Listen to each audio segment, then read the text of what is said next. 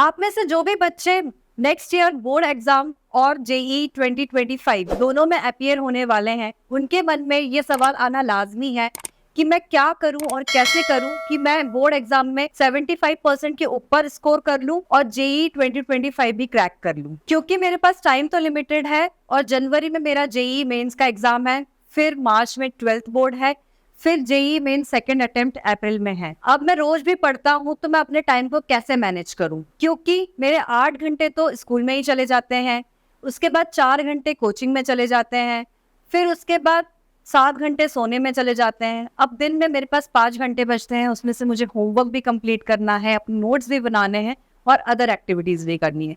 तो अब मेरे पास सेल्फ स्टडी के लिए या रिवीजन के लिए या मॉक टेस्ट के लिए या पीवाईक्यू सॉल्व करने के लिए तो टाइम ही नहीं बचता है। तो अब मैं कैसे उसको मैनेज करूं कि मेरे दोनों टारगेट अचीव हो जाए। तो आपको मैं आज बताऊंगी आप दोनों चीज कैसे मैनेज कर सकते हैं। सबसे पहले तो आपका जो गोल है, जो आपका टारगेट है, वो आपके माइंड में बिल्कुल क्लियर होना चाहिए कि मुझे नेक्स्ट ईयर 2025 में बोर्ड एग्जाम में 75% या उससे ऊपर ही स्कोर करना है और दूसरा मुझे जेईई 2025 भी क्रैक करना है। सेकेंडली, हमारे स्कूल में सिर्फ 75 अटेंडेंस ही कंपलसरी है, तो हमको उसी को टारगेट करके चलना है कि हमें 75% अटेंडेंस ही देनी है।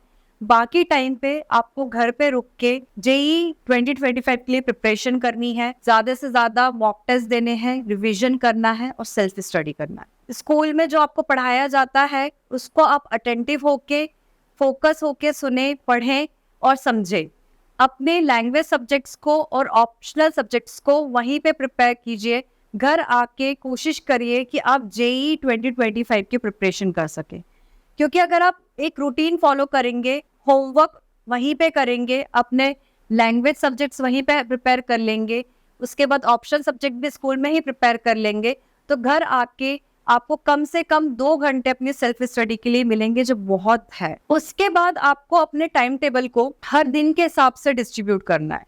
अगर आप स्कूल जाते हैं या कोचिंग जाते हैं तो आपको टाइम टेबल ऐसा सेट करना है कि आपके जो 8 घंटे स्कूल के हो गए, फिर कोचिंग के हो गए, फिर स्लीपिंग टाइम हो गया, तो आप जो रिमेनिंग टाइम बचा उसके अकॉर्डिंग आपको सेल्फ स्टडी को देना है या रिवीजन को देना है। बट अगर आप छुट्टी पे हैं या कोई हॉलीडे है तो आपको ऐसा टाइम टेबल बनाना है जिसमें आप रिवीजन भी कर सके, मॉक टेस्ट भी दे सके, उसके बाद आप पीवाईक्यू भी सॉल्व कर सके। मतलब सारी जेई की प्रिपरेशन जो है आपको लीव्स पे और हॉलीडे पे करने की कोशिश करनी है। नेक्स्ट है कि आपको अपनी एनसीईआरटी बुक जो है बहुत अच्छे से पढ़नी है, बेसिक्स बहुत अच्छे से समझना है।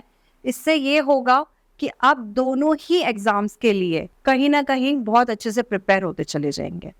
नेक्स्ट है आपको दोनों ही एग्जाम का सिलेबस बहुत अच्छे से समझना है, फिर आपको उस दोनों को कंपेयर करना है, क्योंकि बोर्ड एग्जाम में तो आपको सिर्फ 12th का पढ़ना है और जेई के लिए आपको 11th 12th दोनों का पढ़ना है।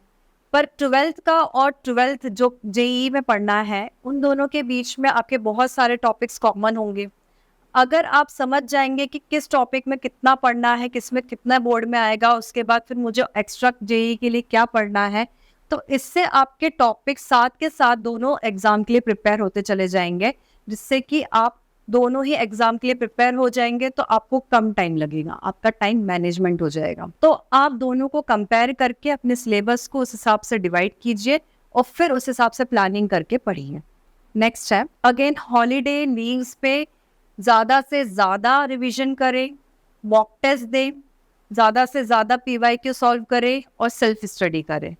आपको हॉलीडेज और लीव्स पे मेनली जेई पे फोकस करके उसके लिए प्रिपरेशन करनी है, क्योंकि उसके लिए आपको बहुत ज़्यादा प्रैक्टिस लगेगी, बहुत ज़्यादा पढ़ना पड़ेगा। तो अगर आप इन दिनों में ज़्यादा से ज़्यादा जेई पे फोकस करेंगे तो डेफिनेटली आप जेई 2025 क्रैक कर पाएंगे।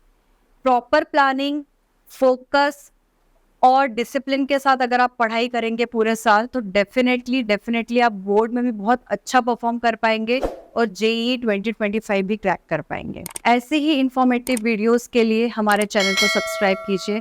Thank you.